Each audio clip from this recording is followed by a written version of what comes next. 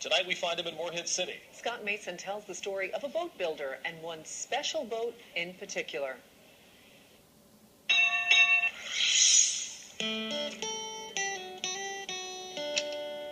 A boat built by hand with wood discovered below the water on the surface that may not seem so remarkable, but it would if you saw the wood.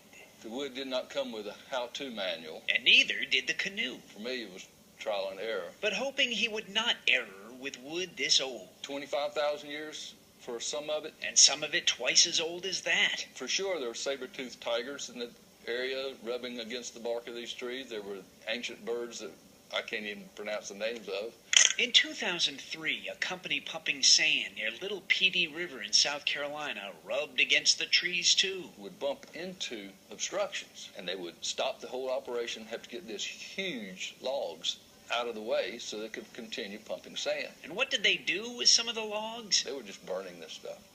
Wow. Much of the ancient cypress was eventually saved. The climatologists jumped all over this. It's like a periscope looking back into time. I mean, it's just special just to be able to work with it. Mason Cox built his canoe with it. It must cost a fortune. Yes. But the wood he bought was barely workable. Most everything you do to it, it will fracture, break, split. But Dr. Cox kept at it. It sounds like it was all very meticulous. Something a dentist would be interested in, you know. He practiced dentistry in Durham and Chapel Hill, then retired to Morehead City and has built several canoes. And you have something to show for your time, and maybe you can pass it on. I fish out of this one a little bit. He has not tried the surfboard. That one will hang on the wall. And this canoe, his prized canoe built of that ancient wood, it is at last ready for water. It's hard for me to believe that it's actually finished. 1,500 hours of hard work and rewarding labor. It would have been easy to walk away at certain times, that's for sure.